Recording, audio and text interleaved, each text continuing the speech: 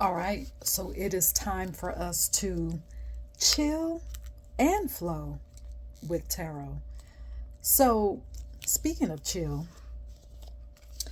um, here's a tip that I want to give you about tarot.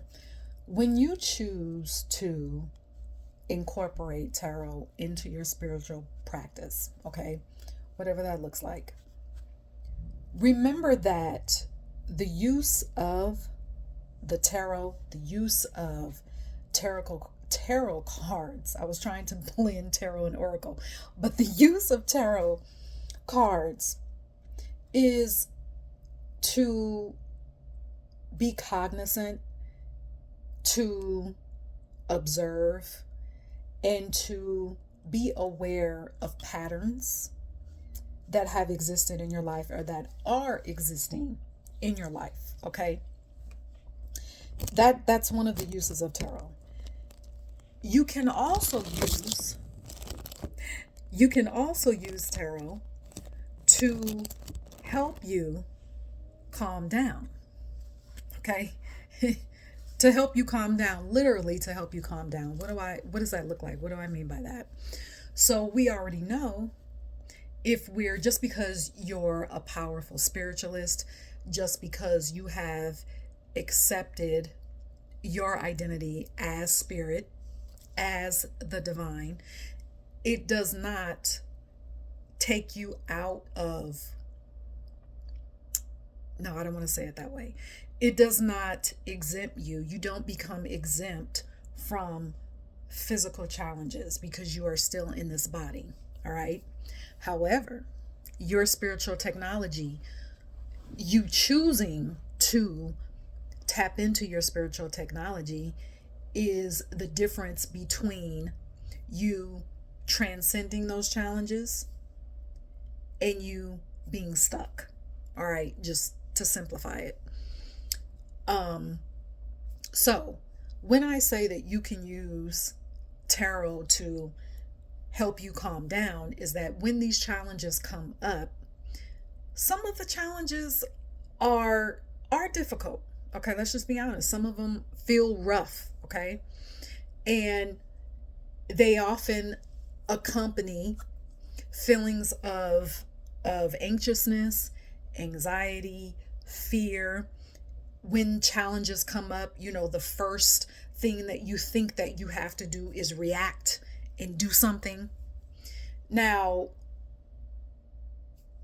if, for example, you're, goddess forbid, you're with someone and they start choking, okay? And you need to call 911 because now they can't breathe. Now, I'm not telling you to not react and call for help, okay? I'm not telling you to, um, instead of dialing 911, you pick up your tarot cards. No, I'm not telling you to do that. So, understand what I'm saying. All right. There are challenges that come up that will eventually require for you to take some action. However, there's a difference between taking action, being reactive, and taking action where you have consulted with your spirit, you have allowed your intuition to be your flex in taking action. There's a difference, because when you're reactive, you're taking action from a nervous system that is just all over the place. You're taking action from a nervous system that is not balanced. And many times, taking action from that energy can make things worse. It can make the challenge worse. It can make the challenge 10 times more than what it than what it was. But when you take action to transcend an obstacle or a challenge, to make that challenge work for you,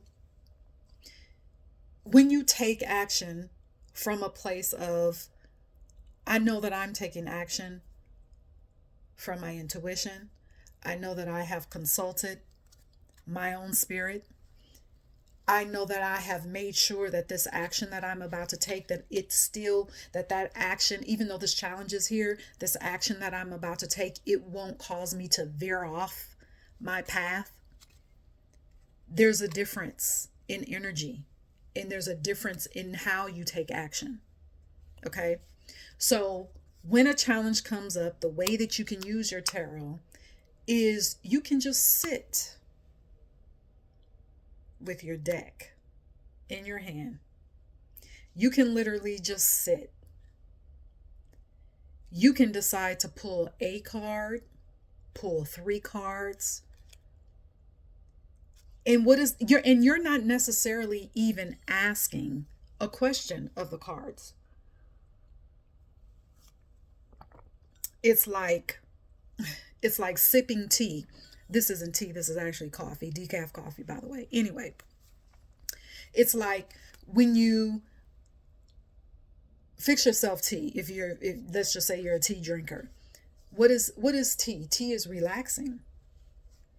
Tea is calming. Just to feel something hot in your body going down your throat, into your diaphragm, into your stomach, that is soothing. It's calming. That's how you can use tarot when you are faced with a challenge. Again, you're not even pulling cards necessarily, asking a question. If you want to, you can do that. But you'll sit with the cards and let's say you pull a card. Or you can be intentional and literally go through, look at the card, and choose which card that you're going to connect with in that moment.